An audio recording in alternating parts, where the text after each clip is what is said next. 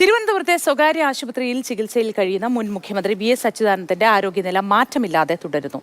Cardiologist, neurologist, intensivist, nephrologist തുടങ്ങിയ സ്പെഷ്യലിസ്റ്റുകളുടെ സംഘമാണ് ചികിത്സയ്ക്ക് നേതൃത്വം നൽകുന്നത്. മരുന്നുകളോട് വി.എസ്. പ്രതികരിക്കുന്നുണ്ട് എന്ന് ആശുപത്രി അധികൃതർ അറിയിച്ചു. ഹരികൃഷ്ണ വിശദവിവരങ്ങളുമായി നമുക്കിപ്പം ചേരുന്നു. Harikrishna, good morning.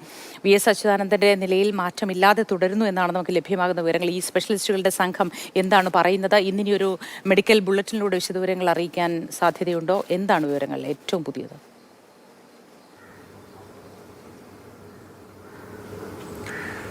ആശുപത്രിയുടെ ഭാഗത്ത് നിന്ന് ഇന്നുകൂടി ഒരു മെഡിക്കൽ ബുള്ളറ്റിൻ നമ്മൾ പ്രതീക്ഷിക്കുന്നുണ്ട്. ഇന്നലെ ഉച്ചയ്ക്ക് വന്ന മെഡിക്കൽ ബുള്ളറ്റിനിൽ ആശ്വാസകരമായ വാർത്തയായിരുന്നു. അദ്ദേഹം മരുന്നുകളോട് പ്രതികരിക്കുന്നുണ്ട് എന്നുള്ള രീതിയിലായിരുന്നു മെഡിക്കൽ ബുള്ളറ്റിൻ വന്നത്. അതിനുശേഷം ആ സ്റ്റേജ് അങ്ങനെ തന്നെ തുടരുന്നുണ്ട്. ആരോഗ്യനിലയിൽ മാറ്റമില്ലാതെ അങ്ങനെ തന്നെ തുടരുന്നുണ്ട്.